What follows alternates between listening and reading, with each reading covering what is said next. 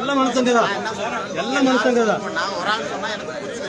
இது என்ன ப்ராப்ளம் சில பேர்த்துக்கு தெரியாதுங்க. ஸோ இன்றைக்கி 2/1/2026 நம்ம மேட்டுப்பாளையம் இருக்குது பார்த்தீங்களா, காட்டூர் ரயில்வே கேட், அங்கே நடந்த ஒரு செய்தி தாங்க நான் இப்போ நான் உங்ககிட்ட சொல்லலான்ட்டு இருக்கேன்.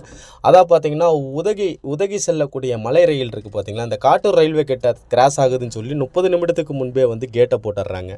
ஸோ இதனால் வந்து என்ன ஆகுதுன்னு பார்த்தீங்கன்னா, கிட்டத்தட்ட கூட்ட நெரிசல் அதிகமாகி பொதுமக்கள் வந்து ரொம்ப அவதிக்கு ஆளாகி இன்றைக்கி வந்து இவங்க எல்லாருமே கேள்வி கேட்குற நிலைமைக்கு தள்ளப்பட்டிருக்காங்க.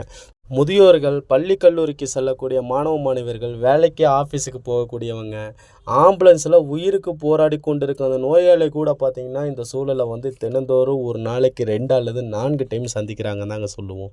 ஸோ மக்கள் மனசில் வந்து இந்த கேட்டை போட்டுருவாங்களோ அப்படிங்கிற ஒரு அச்சமும் மன உளைச்சலும் வந்து இந்த ஊர் மக்கள் எப்போவுமே சந்திச்சுக்கிட்டு தாங்க இருக்கிறாங்க. ஸோ இதனால் வந்து பார்த்திங்கன்னா நேர தாமதமாகுது ஒன்று. அப்புறம் பார்த்திங்கன்னா அந்த இடத்துல வந்து சாலை நெருக்கடி ஜாஸ்தி ஆகிடுதுங்க. ஸோ போக்குவரத்து நெருக்கடி ரொம்ப அதிகமாகிடுது.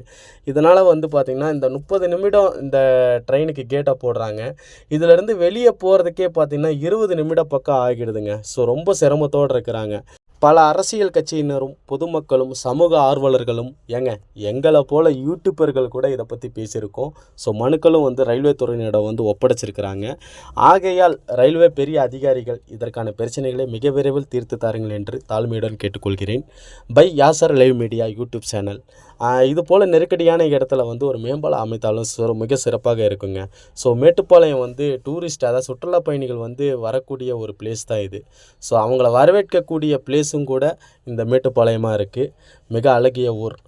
நன்றி.